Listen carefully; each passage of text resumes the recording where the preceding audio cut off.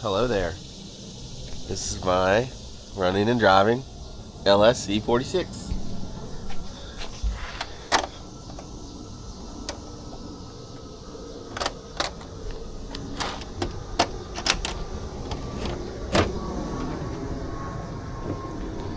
So we have a stock bottom end,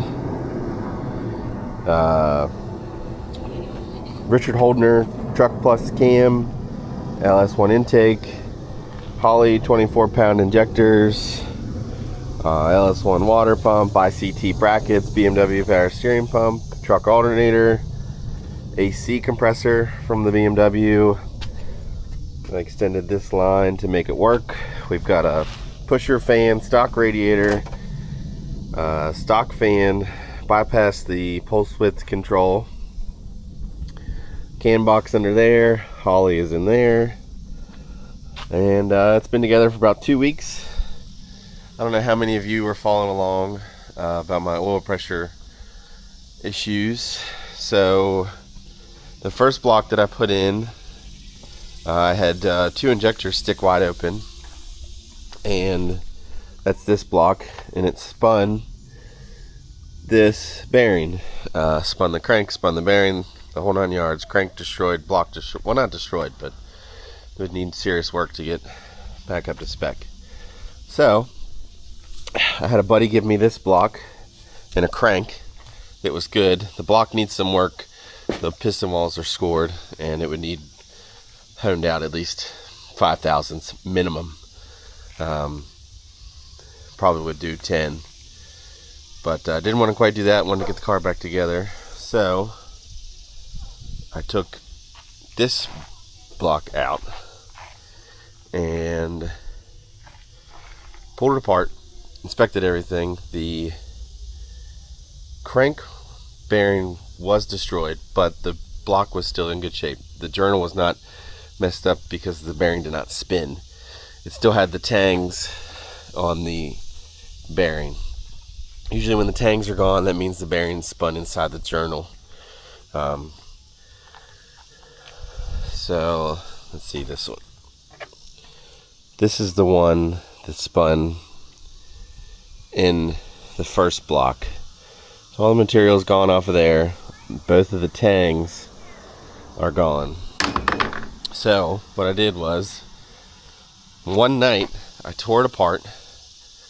I swapped crankshafts, kept the heads on, pistons in, inspected the cam because I had to pull the push rods to push the pistons all the way up against the head.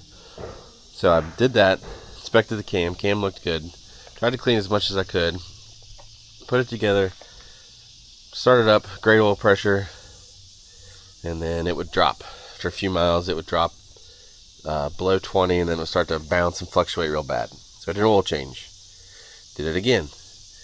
But this time it lasted a little bit longer, so I got about 20 miles in, and it started doing it again. So I changed oil again. Got about 60 miles in, and I was like, alright, I'm going to change oil one more time. We're going to do 20W50. I had a bunch of people recommend it. So we did 20W50. Started up, more oil pressure than I've ever seen. 60 PSI. Start up, 42 at hot idle, almost 80 in their acceleration. So it's still working. And fortunately, I have to tear the engine back out because a $30 part. So when I put it together, I'm using the BMW transmission with an adapter plate, a big flywheel flex plate deal. Uses the truck flex plate, the truck starter, then has a billet aluminum flywheel with a replaceable friction plate, and then stock style BMW clutch. So I have an upgraded 6-puck unsprung clutch, and it really drives well. I'm pretty impressed with how it feels, to be honest. I thought it was going to feel way rougher, but my throw-up bearing failed. It's still drivable, but it's very loud, and the only time it's not loud is if the clutch is pushed in. So I've come too far and worked too hard to get it to this point, so I'm just going to tear it apart and put a new better bearing in it. I ordered a Timken.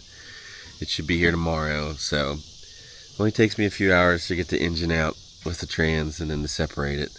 So shouldn't be too bad, but it's just annoying. But the engine's staying together.